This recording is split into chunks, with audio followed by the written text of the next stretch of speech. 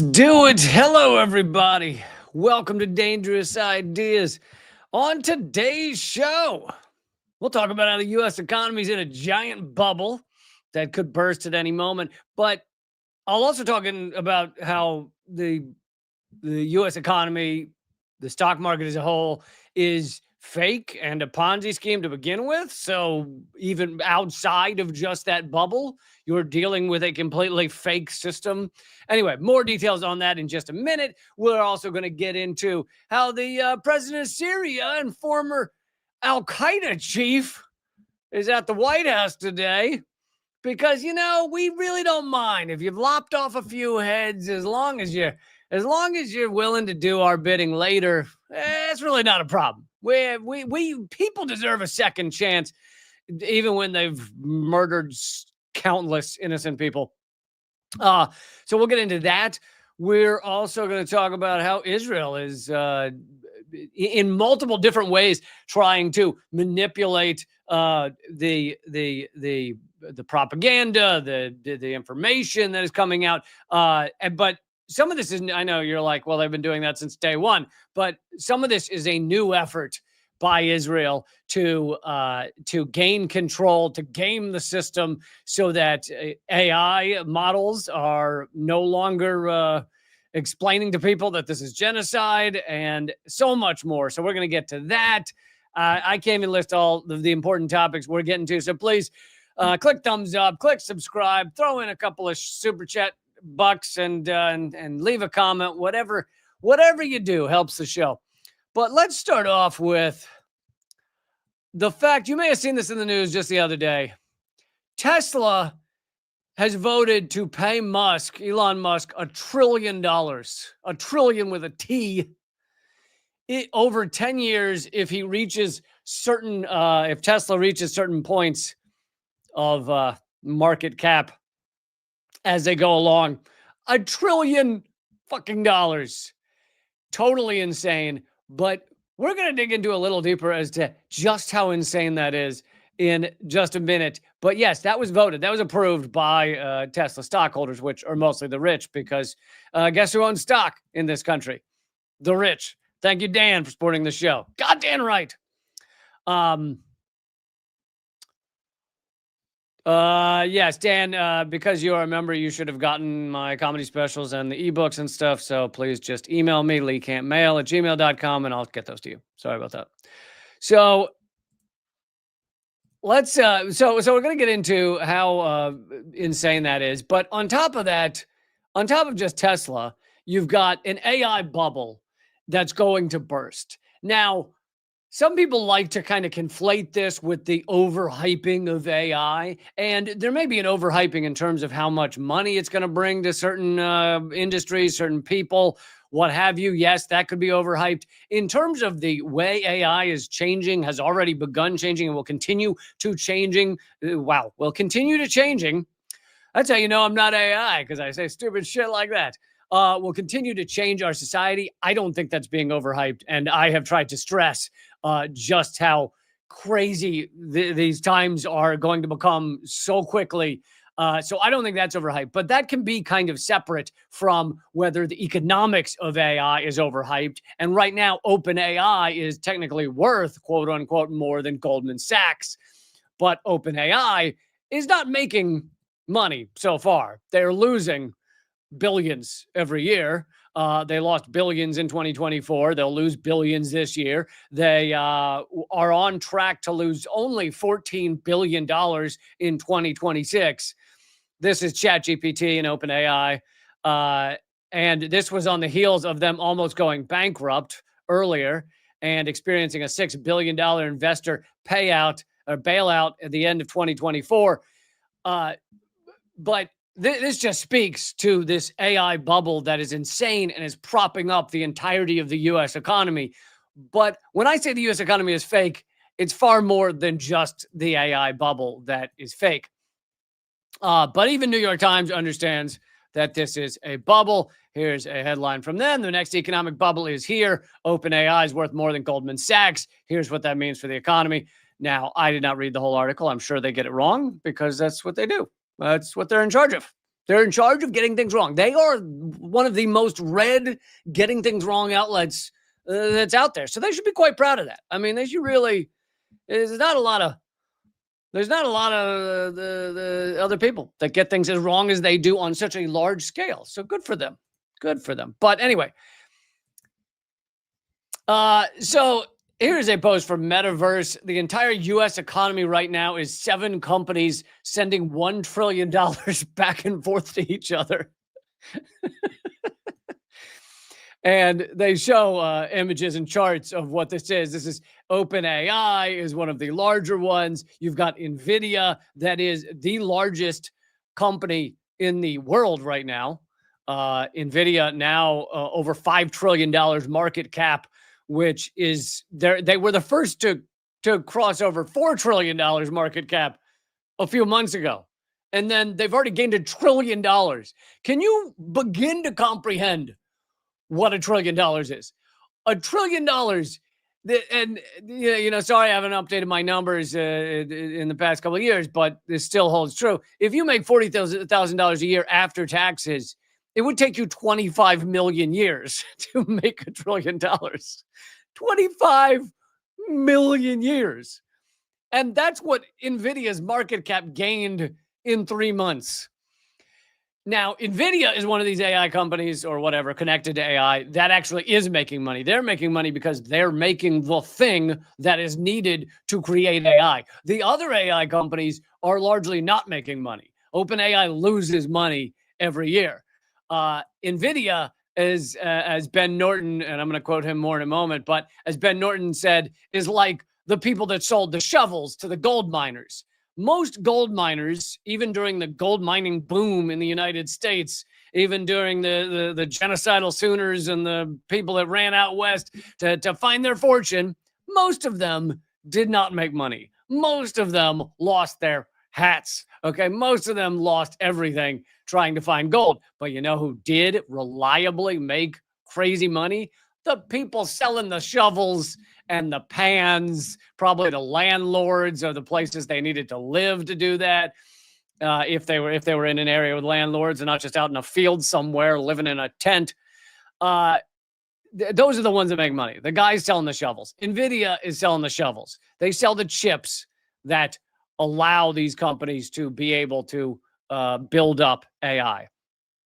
Anyway, this chart is showing how each of these companies, XAI, Intel, AMD, are just sending money back and forth to each other. It says, a few weeks ago, Bloomberg wrote an article entitled OpenAI, NVIDIA Fuel $1 trillion AI Market with Web of Circular Deals. According to the article, never before has so much money been spent so rapidly on a technology that for all its potential remains largely unproven as an avenue for profit making. Now, it will make a lot of profit. This is not like, MySpace or something. It's not going to go the way of MySpace where they're like, it looked like everybody was going to hang out there and now they're not. No, AI is going to change a lot of the way our society works. Could do that in a good way. Most of the time, it seems like it's going to do that in a bad way. We'll get to maybe a little bit more on that in a few minutes. But it is going to have and continues to have and is already having a powerful impact in so many things in our lives. Now, whether that equals money for the companies that are not just building the shovels, that's yet to be told in many ways. And let's just tear apart the idea that Tesla could be worth so much money it can pay Elon Musk $1 trillion over the next 10 years. Here's Ben Norton. He wrote, the U.S. economy is not real. It's just a big billionaire Ponzi scheme. 75% of Tesla shareholders approved a $1 trillion pay package. Tesla made, drumroll please, $7.13 billion in net income in 2024. $7.3 billion. They're going to pay Elon Musk $1 trillion. That math doesn't seem to add up, does it? It's because the stock market is a fairy tale. It is not actually based on things that are actually sold. It's based on the idea of how much you think something might be worth. How much you think Tesla stock is worth? To stock in the way it works now in our stock market is the dictionary definition of a Ponzi scheme. Ben Norton concludes, this is so stupid it defies basic math and reality itself. So Tesla shareholders report of $1 trillion. And here's an income statement from Tesla. Net profit was $7.2 billion in 2024. And this last chart is total revenues versus net income for Tesla. And you'll notice the total revenue is largely continues to go up. It probably sank this year because Elon Musk attached himself so clearly to fascism. And a lot of people seem to not like that so much. And so they stopped buying Teslas as much. But anyway, the total revenues are rather high. Almost, I assume this is in billions. Oh, yeah, in billions. Almost $100 billion total revenue. Problem is net income at the end of that is, they don't have numbers on this, but it looks like about, in 2023, it was probably about 17 billion net income. And then last year, I just said that, 7 billion net income. So they're, relative to the amount of money they're bringing in, they're barely profitable. And then on top of that, you have the fact that a lot of people hate Tesla now because Elon Musk has shown who he really is, it seems. But outside of that, let's just get out of how insane Tesla is. Tesla, I assume still, but at one time, but I think still is worth more than the following 4 car makers combined, like Ford and Chevy. I don't know, maybe they own each other. I can't remember. They're all jacking each other up. I can't remember who's in whose mouth. You ever been there? You're at a party, you're like, I don't know who's in my mouth right now. That's what the big car companies are. But anyway, they're worth more. Tesla's, or was worth, and probably close to it now, worth more than the following 4 car makers combined, including Toyota, which makes like 10 times as many cars, or maybe it's more than that, than Tesla does. Toyota actually produces things. Tesla far less. Thank you, Jolly Lollipop, for throwing $10 into the little tip jar here. Jolly Bob would like to complain that people are literally saying the word literally every time they literally speak, and it literally can't watch a video. Are you accusing me of that? I would like to say that I have tried, I'm going to say 95% of the time across the span of my life, to make sure when I say literally, I literally mean literally. I have worked very hard on that. I sit at home, remind myself. Now, there might be some slip-ups here and there, but I'm a big fan of literally meaning like literally, like actually literally, like totally literally. I'm a big fan of that. Never been into the like, dude, did you see that fight? He literally ripped his face off. No, he literally fucking didn't, because that would be a different kind of fight. Dude, I made so much money. I literally made more money than Elon Musk. No, you didn't. No, you didn't, because Elon Musk is a lunatic who is nearly a trillionaire. Anyway, but thank you, Jolly Pop, for throwing a couple bucks. And I've been doing this the last couple live streams, and I've enjoyed it. It's been helping the show be able to sustain despite all the suppression and censorship and all this shit. Censorship. There we go. All the censorship I've been dealing with. So if we get to $100 of super chats there on either here or Rumble, I will throw in an extra 15 minutes. We'll do an extra quarter of an hour. And we're already at $20. So maybe we'll get there. But let's keep going here, though. So outside of Tesla and the insanity of Tesla, outside of the AI bubble and the insanity of that, we need to remember, and I've done segments on this before, but like, people don't like it. They don't like to think that this is how the system works. But the stock market as it stands now is a dictionary definition of a Ponzi scheme. It is the SEC's definition of a Ponzi scheme. The SEC, right, is supposed to regulate Wall Street. Fucking don't do it. But they, for a while there, they were literally thinking, see, there, I used it right. They were literally thinking of putting Bernie Madoff in as the head of the SEC. This was prior to when everything came out, but they had inklings. Oh, they had inklings. But anyway, dictionary definition of a Ponzi scheme. A Ponzi scheme is where the things at the top don't actually like make that amount of money. They just take the money from the new people throwing money in and they then give it to the rich at the top. And that is how our stock market works. It is not directly correlated to how much a company makes or builds or puts out or even the profit they make, right? OpenAI is quote unquote worth more than Goldman Sachs. OpenAI is losing billions of dollars and will lose billions of dollars next year and is on slate to lose billions of dollars in 2026.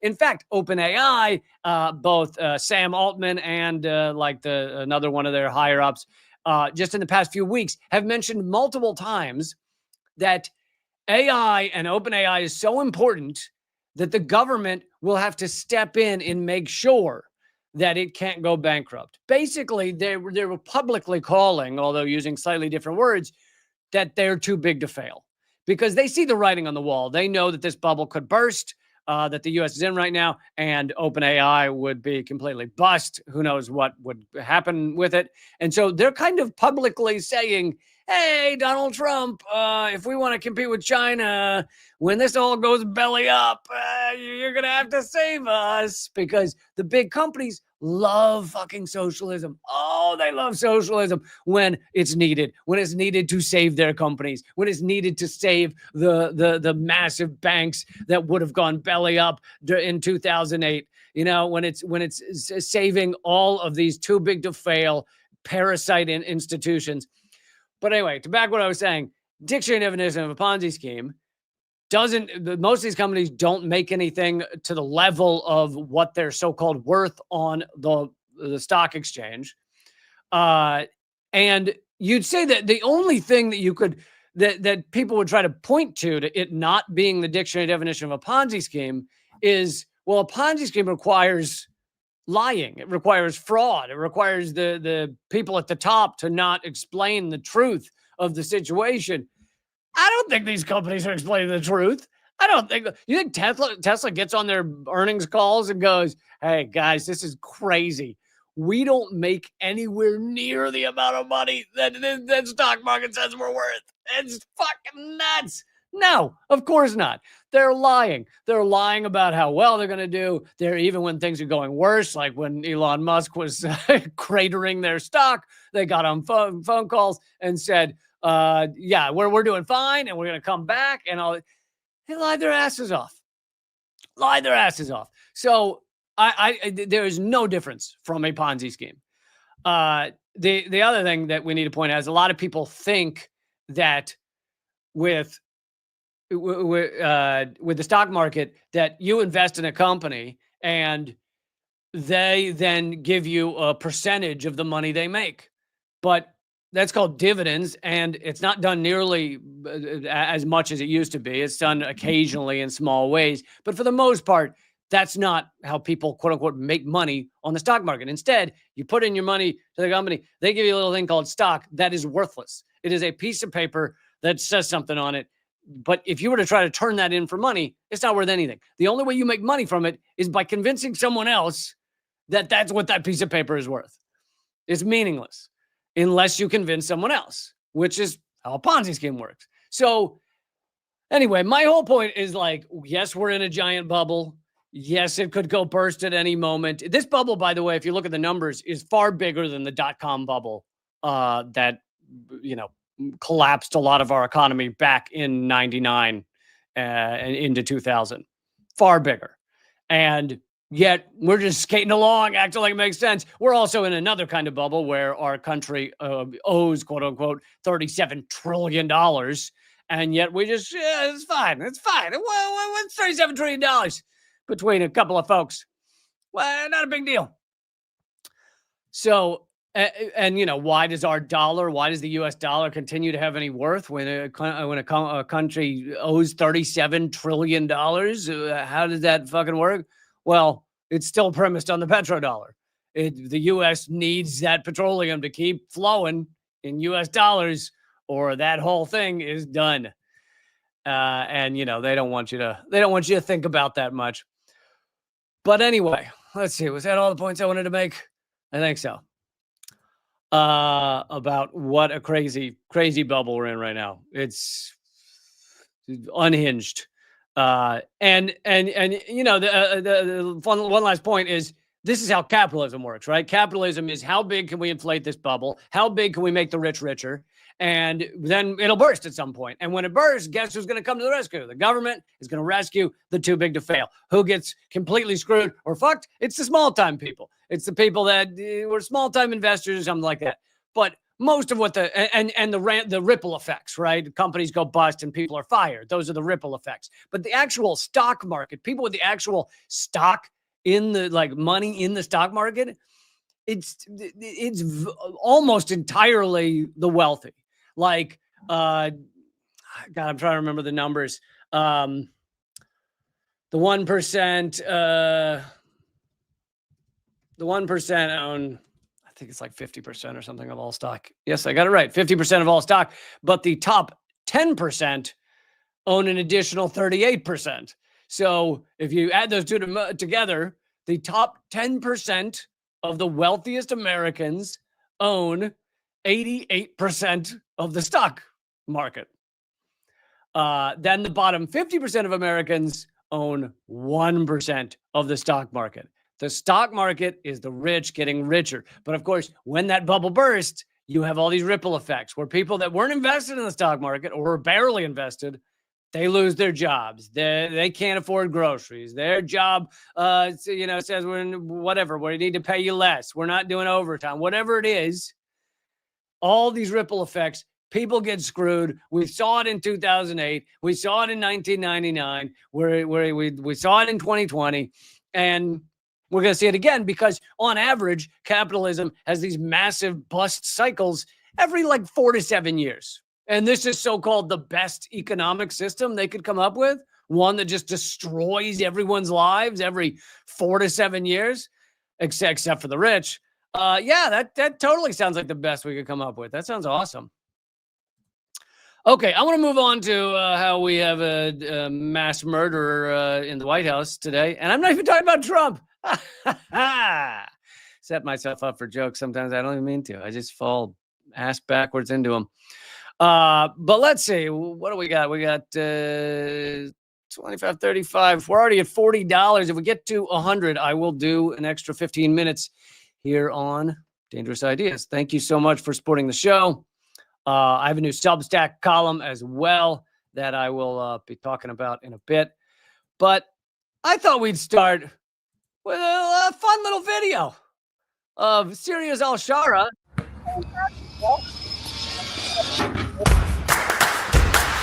Either way, with U.S. I think it might be at the White House, but because didn't Obama put in a basketball court? Anyway, this is literally an ex-Al-Qaeda chief playing basketball with the U.S. armed forces. I want to see his shot again because I also would like to point out that this jihadist, his basketball game, yeah. Even though it went in, that's a garbage shot. I just want everyone to know. If you don't play basketball, that was a garbage shot, okay? It might have gone in, because they probably filmed until he made one. But I'm just saying it was like borderline two hands. That guy's no idea what he's doing, okay, on the basketball court. He has no right to be out there. So, if there's one thing we should respect in this fucking country, don't pretend that the Al-Qaeda executioners that we now respect and love are good basketball players. Don't do it. Don't do it, okay? That's all I ask. I feel like that's not much. Thank you, Depende, maybe? Depende? Thank you for supporting the show. Thank you, Wermani. Thank you, UAP. Implications. Really appreciate it. We're now at $50, so we're halfway there. Okay, so ex-jihadist and current Syrian president that the U.S. installed in Syria by destroying their entire country, killing like 1 million people. He's at the White House for some landmark talks. Syria's president, Ahmed al-Shara, is to meet U.S. President Donald Trump at the White House on Monday for unprecedented talks, just days after Washington removed him from a terrorism blacklist. It's always good when you have someone over the White House. Hey, just as a nice little visitor gift. Take them off the terrorism watch list, Just a little thing. Shara, whose rebel forces ousted longtime ruler Bashar al-Assad late last year with the help of Israel and the help of the United States, will be the first Syrian leader to visit the White House since the country's independence in 1946. Formerly affiliated with al-Qaeda, Shara's group, Hayat Tahrir al-Sham, HTS, was itself only delisted as a terrorist group in July. Basically, he was one of the heads of al-Nusra, which is an al-Qaeda offshoot. It's very, very similar policies to al-Qaeda. Execute those who aren't with us, that kind of thing. Execute those who are the wrong religion. But yes, we just took him off the terrorist watch list just the other day. And now he's our best buddy, because you have to understand that in our collapsing empire, there are no morals. There is no moral line. There is no moral ground. It is all empty, vapid. It is money and nothing else. There is nothing that has meaning. Not human lives, not humanity, not love, not culture, none of it except money. And so if you stare at the situation of, let's say, Syria, and you only put it through the lens of money, you throw out the lens of how will the humanity of Syria do? How will the culture of Syria do? How will the people? How will they do? How will the children of Syria do? You throw all that out and you just stare at it through the lens of money. You go, okay, well, it doesn't matter who leads Syria as long as they're doing what we want.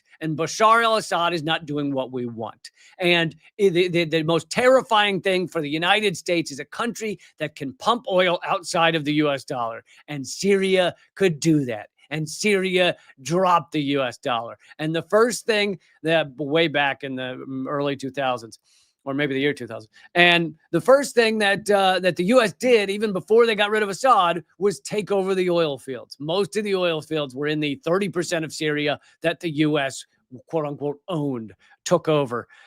So that was step one. And you're also cutting off a revenue stream, right? So you make it so that oil can't be pumped outside the U.S. dollar. You also make sure that Syria can't get money from that oil. So therefore, the people can more effectively starve, because that's part of the goal as well in our dirty war on Syria, was make the people starve. And we succeeded. 94% of Syrians were, and probably still are, below the poverty line.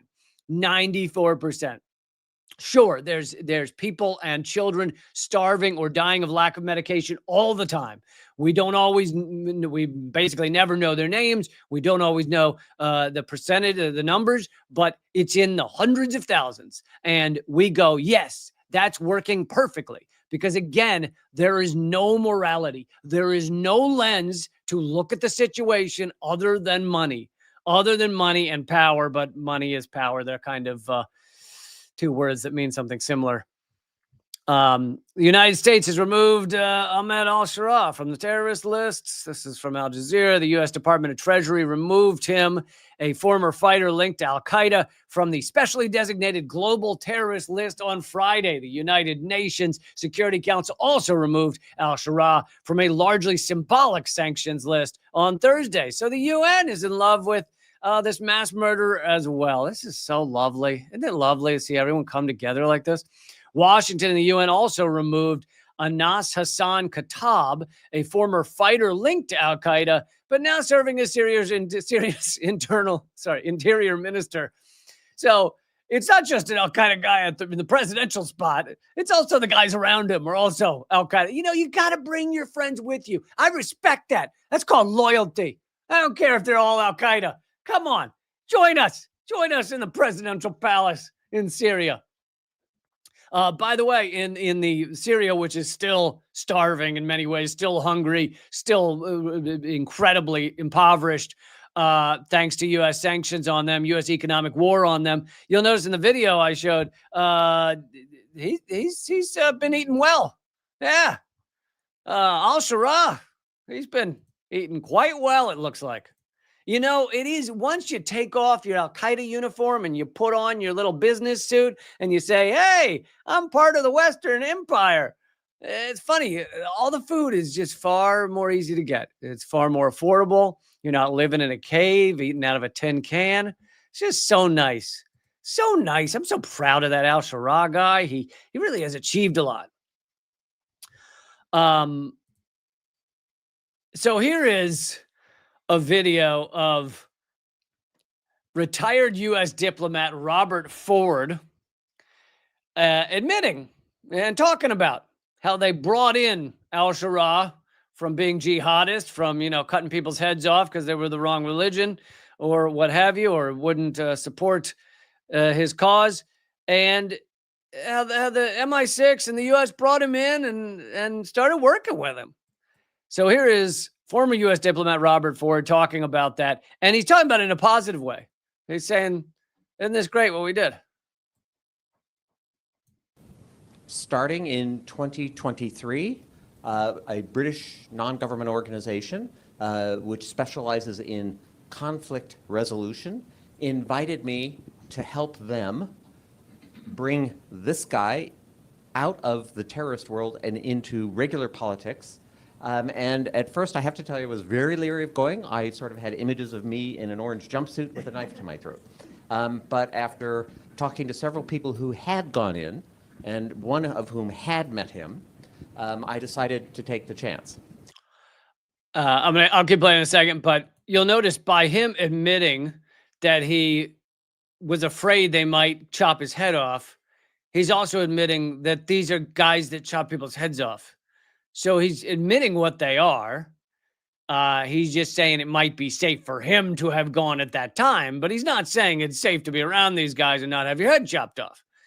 Anyway. And so the first time I met him, this guy's name is nom de guerre, was Abdulkader Jolani, but his actual name is Ahmed Shara, which he only revealed to the world after he captured Damascus in the Blitzkrieg of December 2024, about 5 months ago. First time I met him, I sat down next to him, and I'm literally as close as I am to Roy, and I said, this is all in Arabic, I said, never in a million years could I imagine that I would be sitting next to you. Long beard, in fatigues. And he looked at me, he speaks very softly, and he said, Walla ana, me neither. And we went on and actually had a pretty civil conversation. I share this because he said something which really piqued my interest.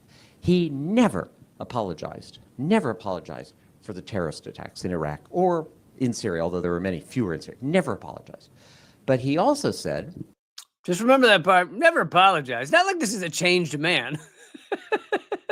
It's not like he's done being a bloodthirsty executioner. He just realized there were more effective ways to take over Syria. Now I am governing an opposition-held area of northwest Syria, and I am learning that the tactics and the principles that I was following in Iraq do not apply when you actually have to govern 4 million people. And they had 2 million residents of that area of Syria, and then another 2 million refugees who had come there from other parts of Syria. So they had a population of 4 million. He said, I am learning that to govern, you have to make compromises. I was very struck by that. So he didn't apologize. He just realized that if he took off his fatigues and did what the United States wants, then he can take over Syria, which they helped him do. And here's this guy admitting, that these are bloodthirsty executioner jihadists, and it's useful for our empire. Because again, the only lens through for every decision is money and power. That is it. And so he's now the head of Syria, now the president of Syria. they are ethnically cleansing in Syria, and even CNN has done a little reporting on that.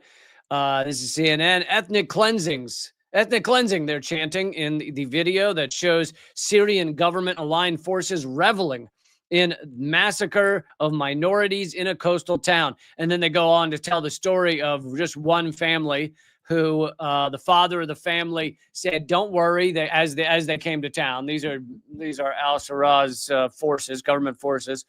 As they came to town, the father told the family, "Don't worry, they're not after us. They're only after people that supported Bashar al-Assad." And then they ultimately killed the father and the brother. So that wasn't true. They were just out for killing anyone that wasn't of the same, tribe, as they say, the same group, the in-group, and that's called ethnic cleansing. And we're inviting this guy to the White House to be very excited that we now have such an awesome president of Syria. And, don't be fooled that we brought down Syria because Assad was a bad guy. Even if Assad was a bad guy, it has nothing to, we don't give a shit as to whether you're a bad guy, a good guy, executing people, ethnically cleansing. I mean, fuck, look at Israel.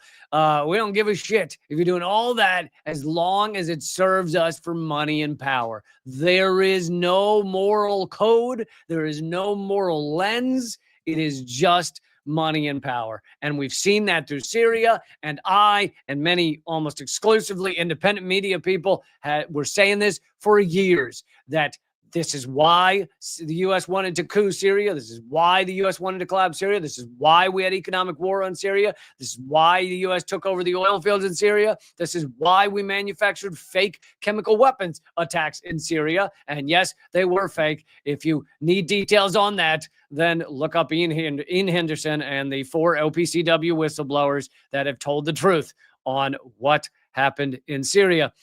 One more note, that the al-Sarraj, who's at the White House right now, also good friend with Israel and was fine with Israel blowing up all of Syria's military weaponry. Now, this is after Assad left. So it's not like they were still fighting Assad and Israel helped them to take away Assad's weaponry. I mean, that happened as well. But I'm saying this article here from Reuters is talking about Israel says its airstrikes destroyed most of Syria's strategic weapons stockpiles. This is after Assad was gone. And why was Israel doing this after Assad was gone? Because, yeah, al-Sarraj is their guy. However, they don't know who's going to come into power. They don't know whether al-Sarraj will change his mind and start acting differently. So they figured, well, we'll just blow up Syria's military weaponry and then we don't have to worry about it because they'll be defenseless and we can do whatever we want. And guess what? New prez of Syria didn't have a problem with it. Totally fine. Yeah, blow up all of our military weaponry. Now, it's not like I want Mr. Al-Qaeda to have military weaponry, so it's not like I care either way. It's just, does it sound like he's a little bit in bed with U.S., Western, and Israeli aims? If he's fine with Israel blowing up all of their military weaponry? Insane. Okay, we're going to kind of shift now, although we're shifting over to more updates on Israel and Gaza and genocide. But got a lot more for you. And if we get to $100, I will do an extra quarter of an hour for you. We're at $45, I believe. And thank you guys so much, those of you who have supported the show. But okay, let's keep it going. Israel is basically trying to game AI to get it to stop saying Israel is committing genocide. So I should actually preface this by saying, and this is one of the things that I thought would be a positive of AI, if we could maintain it, if it could continue, is that if you go to ChatGPT right now and you type in, at least last I checked, and you type in, hey, ChatGPT, by the dictionary definition, is Israel committing genocide? It will say, when I last typed it in 2 days ago, it said, short answer, yes. Because AI, with some exceptions like Elon Musk's Grok, AI is not going off of some dictate of how to answer. Instead, it is looking at billions of words. It is looking at the breadth of human knowledge, or a lot of it that has been put online. Now, Elon Musk was upset that Grok, his AI on Twitter, was saying, I think specifically, that there wasn't a white genocide, a genocide against white people going on in Africa and South Africa and stuff. He was upset that it was saying that no, there's no genocide. And so he literally went in and somehow altered the functionality of it so that I think it now says there's a white genocide in Africa. That aside, though, OpenAI for the moment, this might change, is largely not like that. And Israel hates this, right? Israel hates that people are largely beginning to trust AI models for answers to just about everything. And Israel hates that you can go to the thing you think is always right and ask it if Israel's committing genocide, and it'll say yes. So they have a plan. They're spending over $500 million shekels, which is about $145 million, to try and turn ChatGPT into a misinformation tool. And this is not as easy as it might sound. You might think, well, you spend $100 million, you can get OpenAI to say what it was. But they would have to change. They'd either have to purchase OpenAI, which would take $1 trillion or something, or they have to change. They have to pump out so much misleading garbage that the AI models start to think, well, maybe it's not a genocide. I don't even know whether this will ultimately be successful, but this is their aim. And let me read a little of this. Israel's foreign ministry has launched one of its most ambitious public diplomacy campaigns. And by the way, I should also throw in here that this is because a large percentage of people now know Israel's committing genocide. A large percentage of people in America, especially people under 40, realize this is a genocide. They know the truth. And Israel's pulling out all the stops to try and turn this around and corrupt people's minds, gaslight everybody. Israel's foreign ministry has launched one of its most ambitious public diplomacy campaigns in the U.S. since the war in Gaza began, according to newly filed documents at the Department of Justice. The documents submitted under the Foreign Agents Registration Act reveal that Israel has contracted the U.S.-based firm Clock Tower as part of a wide-ranging effort to influence online discourse, including generative AI systems such as ChatGPT. At least 80% of the content produced to be tailored to Gen Z audiences across TikTok, Instagram, YouTube, and podcasts.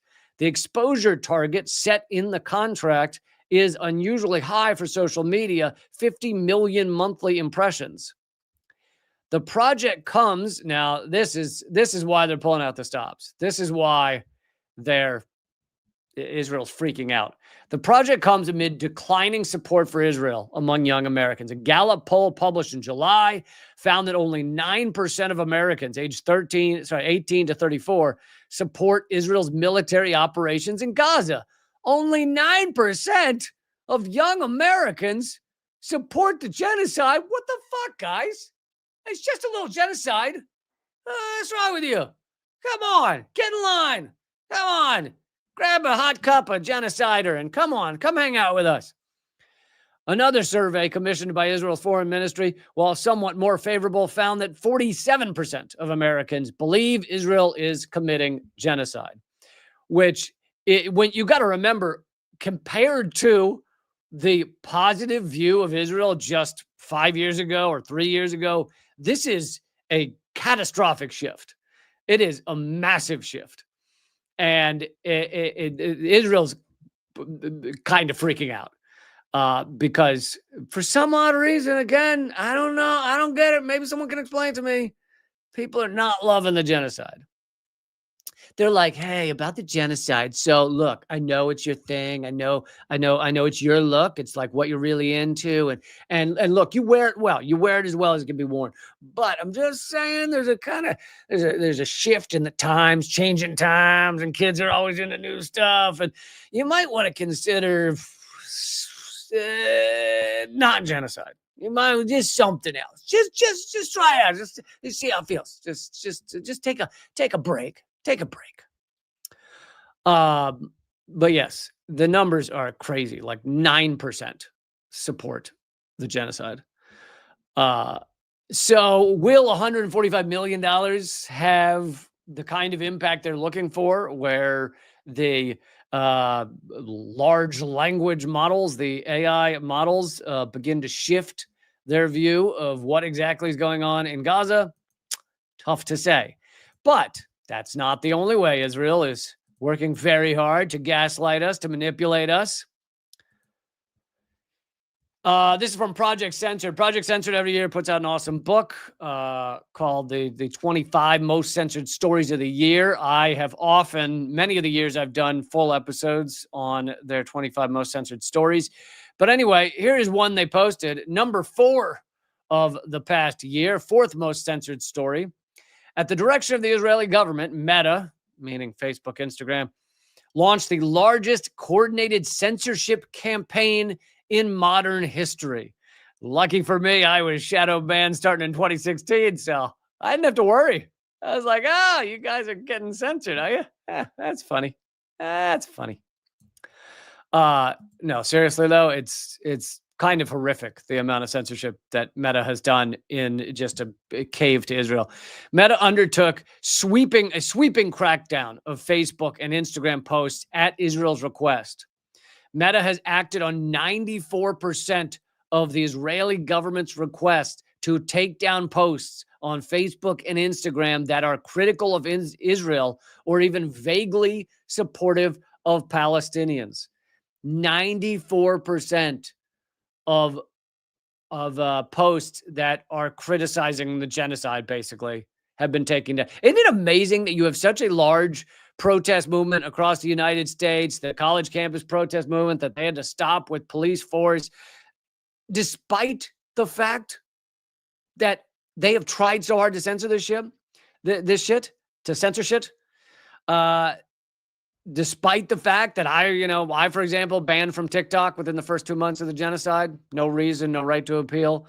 I'm shadow banned at Facebook. Like, despite all that, word has still gotten out that this is a fucking genocide and continues to be. Dropside News characterized Meta's response to the Israeli government's takedown request campaign, which resulted in an estimated 38 million posts being removed, banned, or suppressed, as the largest mass censorship operation in modern history. I mean, it really is.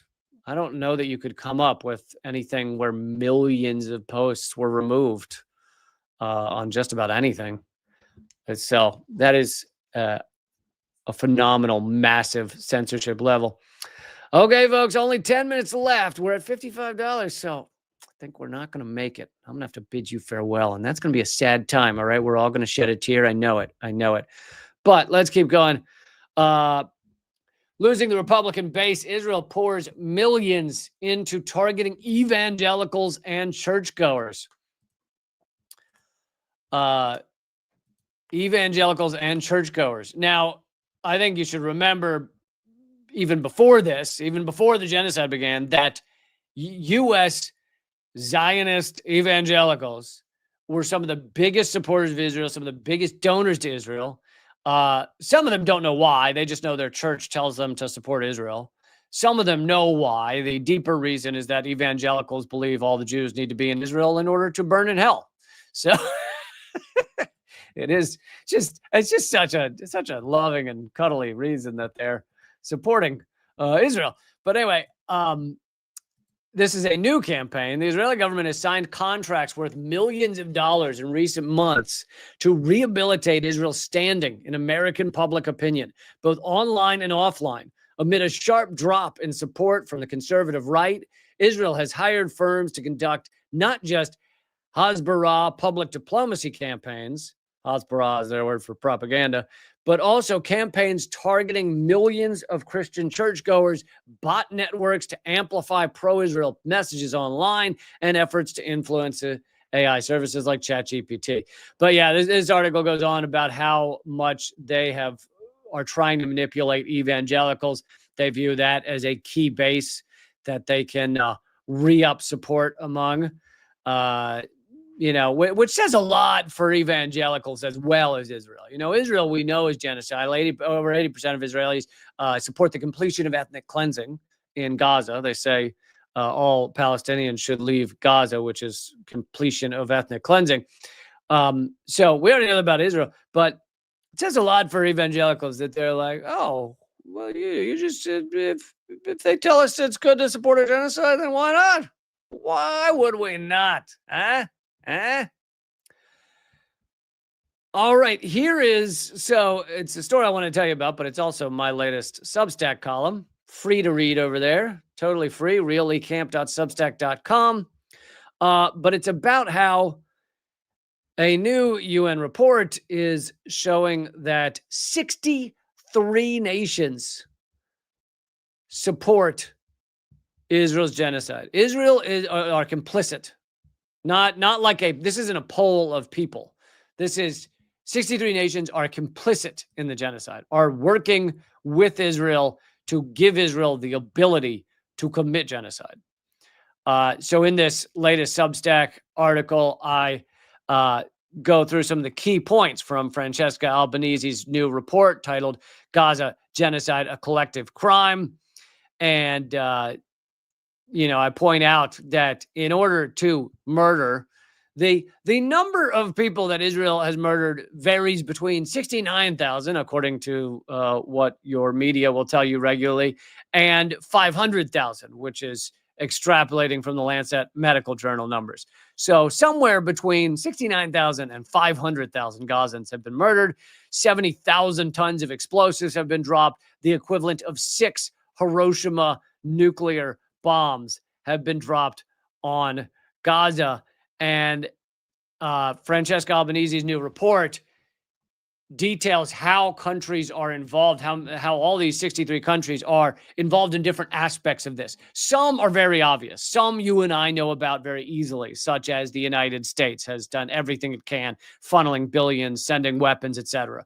UK is sending weapons, is vetoing things. The UN is flying surveillance flights over Gaza and feeding that information to Israel. So some of them are quite obvious. Some of them, you don't even know that these countries are involved in some aspect of helping Israel commit this genocide. One example from the report, the F-35 stealth strike fighter program, key to the Israeli military assault on Gaza, involves 19 states. Australia, Belgium, Canada, Czech Republic, Denmark, Finland, Germany, Greece, Italy, Japan, Netherlands, Norway, Poland, South Korea, Romania, Singapore, Switzerland, the UK, and the US. That's all just to create the fighter jets to commit the genocide.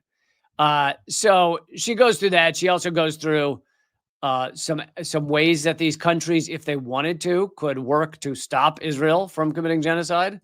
So anyway, check out that article. Free to read again at reallycamp.substack.com.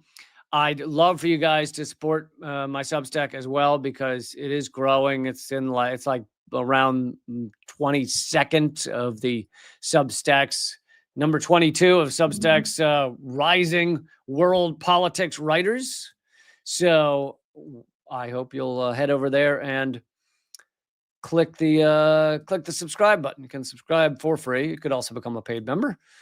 But yeah, head over there and do that if you get a second, and share that article.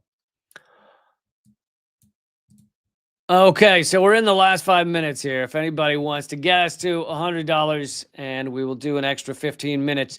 But in the meantime, let's keep going. I'm sure you are wondering how well it's going with Skydance, the largest private funder of the IDF, Larry Ellison, and his son, I believe his name is Dipshit. Dipshit Ellison. How he and his son running Skydance is going, because Skydance bought Paramount. They own CBS, right? Is it having any impacts on CBS, or or anything, or Paramount, or what kind of movies Paramount's made, who they're working with, whether Larry and beloved son dipshit are having an impact. And it turns out, it's so shocking, it is having an impact. Paramount has been blacklisting Hollywood figures critical of the Gaza genocide. Paramount Studios, led by new CEO dipshit Ellison, has created an internal blacklist targeting Hollywood figures it considers, quote, anti-Semitic. That's right. If you stand up against genocide, you're anti-Semitic. I've always said that. And I feel the same about any genocide. So if you were opposed to the Holocaust, anti-Semitic, right? Makes sense, doesn't it? The move follows a broader campaign by the studio to distance itself from growing industry criticism of Israel's genocide in Gaza. Dipshit Ellison, son of, his name was David. He changed it recently. I don't know. I think it had something to do with a divorce. He was afraid he was going to be sued or something. So changed it to Dipshit. Dipshit Ellison, son of Oracle billionaire Shitstain Ellison. It used to be Larry. Recently changed as well. Assumed control of the Hollywood studio in October following an $8 billion merger with Skydance. Variety reports that Paramount's new leadership under the younger Shitstain Ellison has taken a hardline stance in defense of Israel, with sources claiming the studio now refuses to work with artists it deems hostile to Israeli interests. The company has also dismissed several senior staff members seen as critical of Israel, including CBS former correspondent Deborah Pata, who covered Israel's genocide in Gaza extensively. Barry Weiss, the fellow Shitstain herself, founder of the far-right outlet The Free Press. It's not an outlet, it's a Substack that Larry Ellison bought for $250 million? I'd love to sell my Substack for $250 million. Instead, I'm hoping people sign up for $8 a month, and that one day I can afford my dental insurance. And an ardent Zionist, Barry Weiss, was appointed editor-in-chief of CBS News shortly after Ellison's takeover. So yeah, there's already a purge going on. They're saying they're not going to work with any of the people that signed the open letter. There have several Hollywood actors, including Mark Ruffalo and a bunch of others, Tilda Swinton, Javier Bardem, saying they would not work with companies that were Israeli or connected to Israel. And Paramount's now saying, which Paramount Skydance, one of the biggest studios left in Hollywood, right? Hollywood's had a bunch of mergers, so there's I think -2 studios left in Hollywood, and so they're one of the bigger ones, and they are saying they will not work with anyone who signed the letter saying that genocide's wrong. God, who would have thought that would happen, huh? I thought when the Shitstains bought Paramount that it wasn't going to have any impact whatsoever. I did. James Square in the comment section is asking if I'm Jewish. He says, "Ain't you Jewish though?" Yes, I am Jewish. What's the problem? Confused as to what that has to do with anything. One can be Jewish and against genocide. Isn't that interesting? Isn't that funny how that works? Yes, atheist by choice, Jewish by birth, but still culturally Jewish. Still, yeah, I'll light a Hanukkah candle with the best of them, man. I can still, I used to speak Hebrew. I don't remember any of it. I used to know Hebrew. I can still with the best of them. I got second place in the 1400s in state for I did. Still quite good at it. Don't remember any Hebrew though. So anyway, let's see. Should we wrap up there? I'm sorry we didn't get to the 100, but maybe next episode, which will be Wednesday, 3 p.m. Eastern, noon Pacific. And unfortunately, there is no Unredacted, no new Unredacted this coming Thursday. Sometimes schedules get in the way, et cetera, et cetera. But as you see, I've been putting up new columns over on Substack, plenty of content.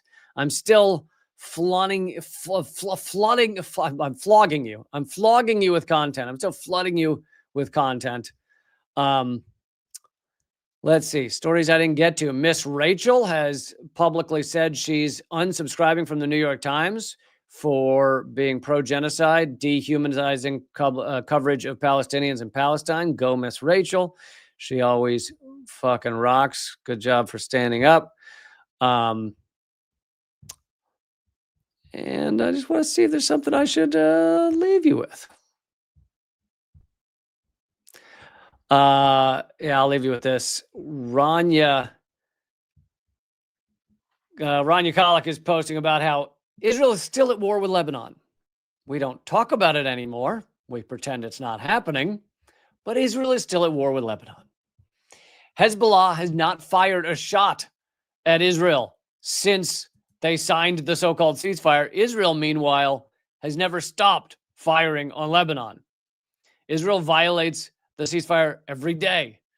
This is being greenlit by the Trump administration. No one seems to care. And here's from Dropsite News. Breaking, Israel launches new wave of strikes across southern Lebanon. So basically, Israel continues to bomb Lebanon while they're in a so-called ceasefire. And yet, no, it's not talked about. Hezbollah sticks with the ceasefire despite Israel violating it every day. And, you know, just Israel's so genocidal that you can't keep track of it all. You're like, oh, they only bombed them 5 times today during a ceasefire? Well, that's nothing. That's not even a thing. Ain't no thing. One last point I should make is Rad Indie Media is back and kind of better than ever. In certain ways, better than ever. RadIndieMedia.com. It doesn't have all the snazzy photos anymore for right now, but it does have far more articles than it used to. So I think you'll actually be getting a better snapshot of Rad Indie Media, Rad Independent Media per day than you were with the old version. So go over to radindiemedia.com, free to use. There is no paywall, nothing. And it basically just shows you the day's awesome media stories, like from awesome outlets. Not good news, but from awesome outlets. And, you know, Truth Out, Consortium News, Electronic Intifada, Kaylin Johnstone, Sheer Post, Counterpunch. And you can just scroll through that and kind of have a no-nonsense feed of awesome articles. And then if you click on the left side, if you click on the watch, you can you'll see all of these options to watch things, such as my videos, Breakthrough News. There's a photo of Rania. We just mentioned her. And a bunch of others, Ring of Fire, Gray Zone. So check it out. We're still working on it, but I think it's a great place to kind of get your news rather than going to New York Times. Go to radindiemedia.com. All right. I will see you Wednesday, 3 p.m. Eastern, noon Pacific. Keep fighting.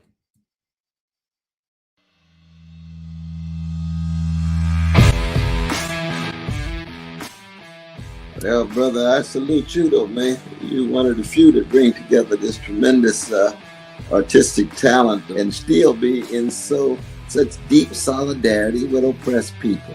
It's an honor to be here because I'll tell you, Lee, you have one of the funniest shows on television, bar none. It's an enormous pleasure to be here.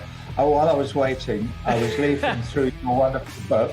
The same to you. I love your show. Be happy to come back anytime. Lee, this is one of the great honors of my long career, just to be in the same earth with you. I'm sure. We're just so blinded. We have so many blinders on because our society doesn't want us to know things. And so it takes shows like your show, and it is clearly designed to eradicate. Hey, good to see you. Hey, Jill, how are you? Julian, thanks for joining me. Honor to have you, brother. Consumerism is a theory that people should behave this way to help each other. It's not. Mr. George Galloway, thank you so much for joining me in these dark times. Always a pleasure, my friend. Thank you so much, Lee, for having me on. Keep fighting. Ha.